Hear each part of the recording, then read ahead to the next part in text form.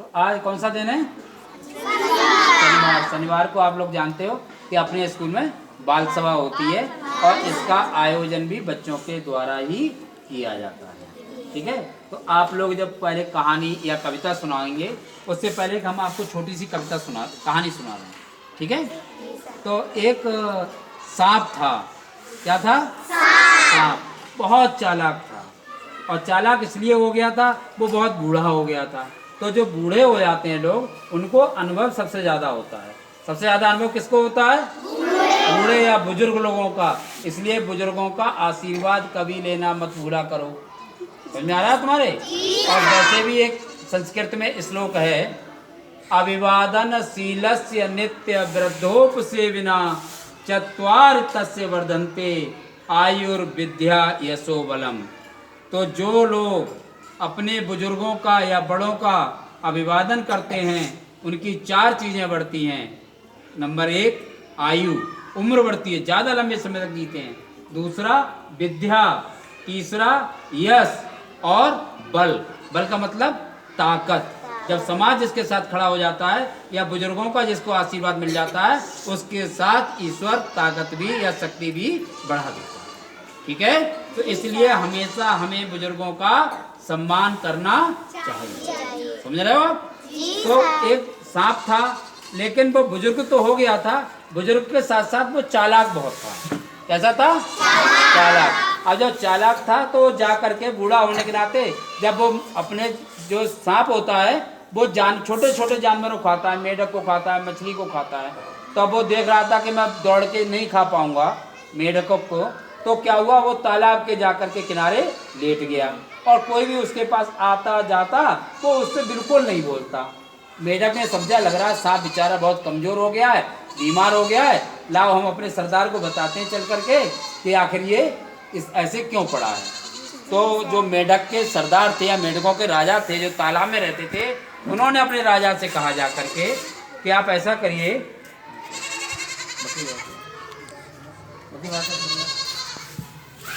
ऐसा करिए जा करके उनसे पूछिए, सांप वहाँ पर पड़ा हुआ है, उनसे पूछो जा करके कि उन्हें क्या हो गया, वो क्या बीमार है या कोई और बात है। तो उन्होंने उनसे भेजा। किसके लिए भेजा? सांपों ने राजा को अपने किसके पास? सांप के पास, कि सांप से पता करो जा करके कि वो असहाय क्यों है। तो वो जा करके जो मेढक के राजा थे वो सांप के पास हाथ जोड़कर खड़े हो गए। बोले बताइए आप क्यों बीमार हो गए, उतना क्या बात है? तो बोले हमारे हाथ पैर नहीं चलते हैं, और फिर उससे पहले बात ये थी कि हम पहले सांप जो है लोगों को काट लेता है। बोले एक पंडित जी थे, उनका लड़के का पैर हमारे ऊपर रख गया। किसका पैर रख गया? पंडित जी के लड़के का पैर किसके ऊपर रख गया? सांप के। बोले पंडित जी के लड़के का पैर हमारे ऊपर रख गया, हमने पंडित जी के लड़के को क्या कर दिया? काट लिया, और पंडित जी का लड़का मर गया। बोले पंडित जी का लड़का जब मर गया तो पंडित जी ने हमें श्राप दिया कि जाओ अब तुम बेकार हो जाओ, तुम चलने फिरने लायक नहीं रहो। तो फिर जब बेकार हो गए तो हमने कहा नहीं पंडित जी हमारा उद्धार करो, हमें सही कर दो। बोले ठीक है, तो इसके लिए तुम्हें ये करना पड़ेगा, तालाब के जितने भी मेढक हैं उनको अपनी पीठ पे बिठा करके घुमाना पड़ेगा। किसको घुमाना पड़ेगा? मेढकों को। किसके लिए? सांप को। तो सांप के जब मेढक के जो राजा थे उन्होंने ये बात सुनी तो बहुत ज़्यादा खुश हो गए। बोले अरे क्या, अब तो मैं सांप खा लेता था और हम किसके ऊपर बैठ के घूमेंगे? सांप के ऊपर बैठ के राजा बन के रहेंगे, अब तो सांप हमें अपनी पीठ पे बैठ के घुमाया करेगा। राजा साहब बहुत खुश हो गए, वही जाना चाहिए। अब भैया वो घुमाते रहे तो मेढक वो सांप अपनी पीठ पे बैठा लिया करे और मेढक के राजा को अपने घुमाया करे। और मेढक जो थे वो रौला में आगे बोले देखो सांप तक हमसे डरता है, हमें पीठ पे बैठा के घूमता है, तुम लोग देखो शांत रहना, नहीं तो तुम लोगों को भी हम सांप से खिलवा देंगे। तो भैया सब लोग उनके दबाव में आ गए राजा के। राजा की तो बहुत बड़ी पावर हो गई, उनसे कौन डरता है? सांप भी डरता है। तो भैया सब मेढक जो तालाब में रहते थे वो भी राजा से डरने लगे। लेकिन मेढक ने कहा भाई सांप तो भूखा था। बोले भाई राजा साहब ऐसा करो, हम रोज तो घुमाते हैं लेकिन हम थक जाते हैं, भूख लगती है, तो हमें एक आध मेढक इनमें से दे दिया करो, तालाब में तो बहुत सारे मेढक हैं। तो बोले एक आध मेढक खा लिया करो, हमें कोई दिक्कत नहीं है। ये किसने कह दिया? किसके राजा ने? मेढक के राजा ही मेढकों को खिलाना शुरू कर दिया।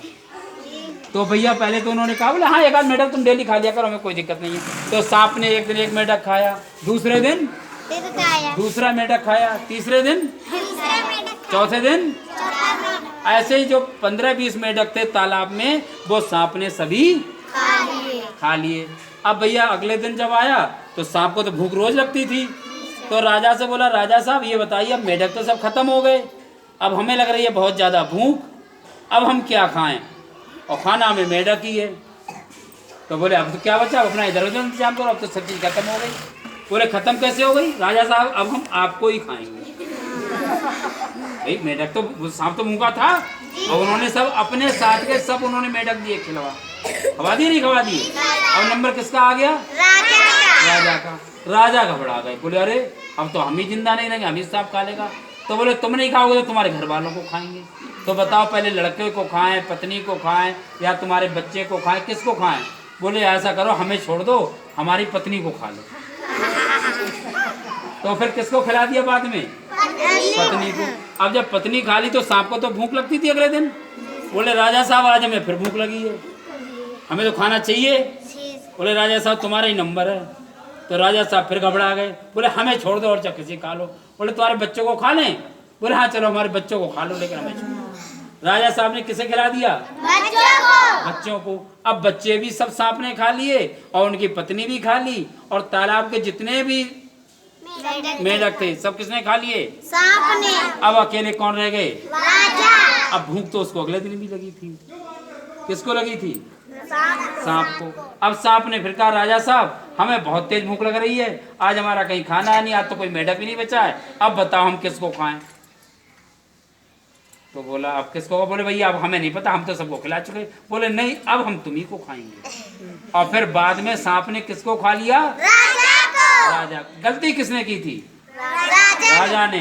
राजा अगर शुरू से ही अपने सभी मेढकों को बचा करके रखता और खुद सही रहता तो उसका कोई मरता नहीं।